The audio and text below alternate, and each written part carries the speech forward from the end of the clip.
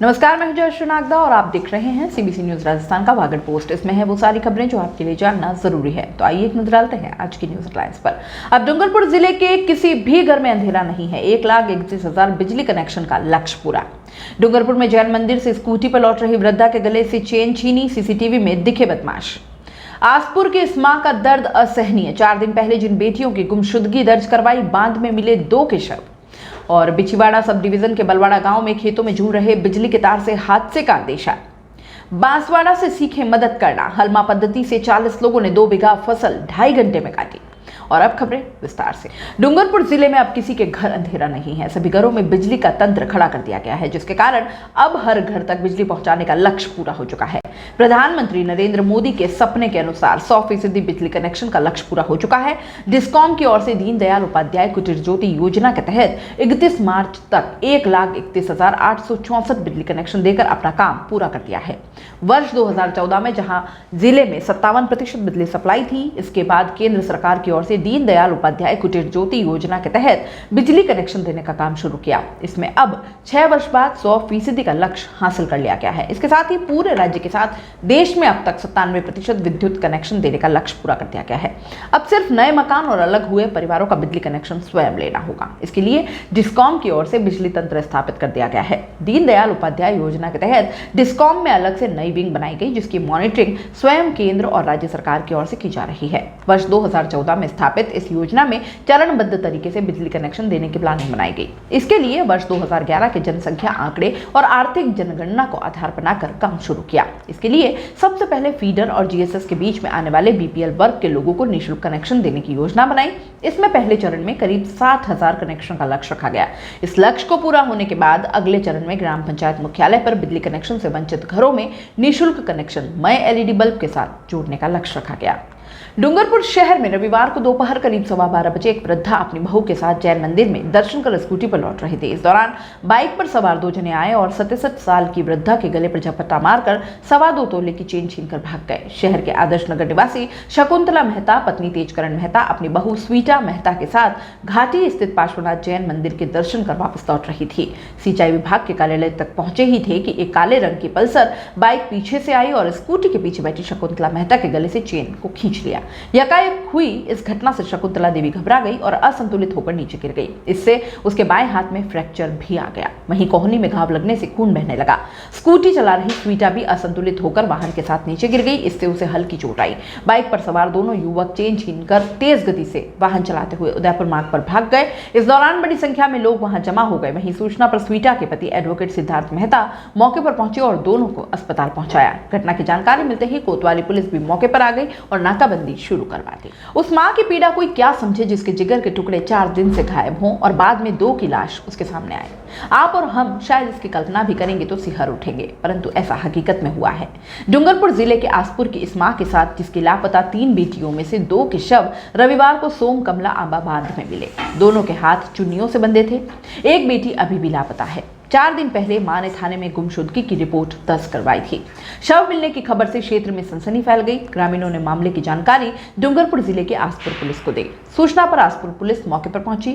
घटनास्थल उदयपुर जिले के जलारा थाने का होने के चलते जलारा पुलिस भी मौके पर पहुंची। दोनों थानों की पुलिस ने बांध क्षेत्र में नाव उतारकर शवों को पानी से निकाला। पुलिस ने शवों की पहचान के लिए थानों में दर्ज गुमशुदगी की रिपोर्ट पर संबंधित को मौके पर बुलाया। राय के निवासी तुलसी पत्नी खातू पारगी ने बताया कि शव शिवानी और शिल्पा के हैं। दोनों युवतियों के हाथ चुन्नी से बंधे हुए थे। शव 3-4 दिन पुराने थे, इसलिए फूल गए थे, साथ ही दुर्गंध भी उठ रही थी। आसपुर थाने में पीड़ित तुलसी ने बताया कि बेटियों की गुमशुदगी की रिपोर्ट 31 मार्च को दर्ज कराई थी। इसमें से 2 के शव मिले हैं। एक पुत्री अभी भी लापता है। बता दें कि अगस्त 2019 में इन्हें बिना टीसी के दाखिला नहीं मिल रहा था। इस पर इन युवतियों की माता तुलसी मीना ने पुलिस अधीक्षक जय यादव को पत्र लिखकर मदद की गुहार लगाई थी। एसपी जय यादव के निर्देशन पर थानाधिकारी रिजवान खान ने कांस्टेबल को अहमदाबाद भेजकर उनकी टीसी निकलवाई तथा दीपावली के दिन उपहार स्वरूप टीसी प्रदान करते हुए तीनों की शिक्षा पर होने वाले खर्च का बीड़ा भी उठाया था। टीसी निकलवाकर राजकीय उच्च माध्यमिक विद्यालय खेड़ा तथा राजकीय उच्च प्राथमिक विद्यालय आसपुर में दाखिला करवाया था। अब इस तरह की घटना से हर कोई स्तब्ध है। और यहाँ रुकेंगे एक छोटे से ब्रेक के लिए। ब्रेक के बाद जल्द हाजिर होंगे। ब्रेक के बाद आपका स्वागत है। बिछीवाड़ा सब डिवीजन के बलवाड़ा गांव के खेतों में जमीन से गुजर रही हाईटेंशन बिजली की तारें हादसे को खुला निमंत्रण दे रही हैं।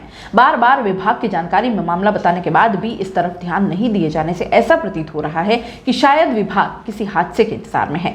अभी तक न तो लाइन को ऊंचा किया गया है और न ही पोल सही किए हैं।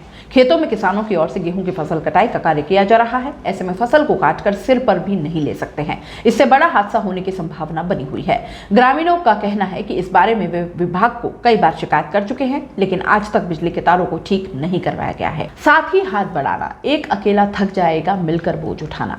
अगर किसी काम को अकेले किया जाए तो काम तो बेशक होगा, परंतु एक तो समय बहुत लगेगा और वो होगा बेहद थका देने वाला। और अगर उसी काम को चुटकियों में बिना थके या थोड़ी बहुत थकान के साथ निपटाना हो तो आप क्या करेंगे? इसका भी रास्ता है और वो रास्ता वागड़ की प्राचीन परंपरा से जुड़ा हुआ है। बांसवाड़ा जिले में जनजाति बाहुल्य क्षेत्र में प्रचलित अति प्राचीन परंपरा है हलमा पद्धति। इस पद्धति के तहत सभी ग्रामीण मिलकर एक दूसरे की मदद करते हैं। एक ही काम को एक ही समय में सब मिलकर अंजाम देने की प्रथा को ही हलमा पद्धति कहा जाता है। चाहे फसल की कटाई करनी हो, मकान बनाना हो या फिर शादी समारोह आदि, इस हलमा पद्धति के तहत ग्रामीण बिना शुल्क के लिए एक दूसरे की मदद करते हैं। इसी परंपरा के तहत शुक्रवार को जिले की घाटोल पंचायत समिति की ग्राम पंचायत मियासा के गांव गोज राठौड़ में जनजातीय स्वराज संगठन की पहल पर शांति देवी के 2 बीघा खेत जिसमें गेहूं की फसल बोई गई थी, उसकी कटाई की गई। 40 ग्रामीणों ने मिलकर 2.5 घंटे में 2 बीघा खेत में गेहूं की फसल की कटाई कर डाली, जिससे समय की बचत के साथ ही आर्थिक भार भी नहीं पड़ा और फसल की कटाई भी हो गई। यदि शांति देवी अकेले फसल की कटाई करती तो शायद 3-4 श्रमिकों की मदद से भी 4 या 5 दिन में गेहूं की कटाई कर पाते, लेकिन जनजाति बाहुल क्षेत्र में एक दूसरे की सहायता के लिए प्रचलित हलमा पद्धति से 2.5 घंटे में 2 बीघा खेत में गेहूं की फसल की कटाई हो गई। शांति देवी के 2 बीघा खेत में ग्रामीणों ने सुबह 11:30 बजे फसल काटने का कार्य शुरू किया, जो 1:30 बजे तक इस 2 बीघा खेत में खड़ी गेहूं की फसल की कटाई कर दी। इस परंपरा में एक दूसरे की सहायता करने की भावना के साथ ही पैसों और समय की बचत भी होती है। इस दौरान वागधरा संस्था के परमेश पाटीदार, बाबूलाल चौधरी, गणेश लाल आदिवासी, रमीला रंगलाल बसु भाई आदि मौजूद रहे। वागड़ पोस्ट में फिलहाल इतना ही। दीजिए इजाजत, नमस्कार। सीबीसी न्यूज राजस्थान की यह खबर आपको कैसी लगी, नीचे कमेंट करके जरूर बताएं। अगर आप YouTube पर देख रहे हैं तो सीबीसी न्यूज का चैनल सब्सक्राइब करिए, पास में दिख रहे बेल आइकन को भी दबाइए, ताकि जब भी हम आपके लिए कोई खबर, कोई जानकारी लेकर आए तो सबसे पहले आपके पास नोटिफिकेशन पहुंचे। अगर आप Facebook पर देख रहे हैं तो सीबीसी न्यूज का पेज लाइक करिए। अगर आप Instagram पर देख रहे हैं तो आप हमें फॉलो कर सकते हैं।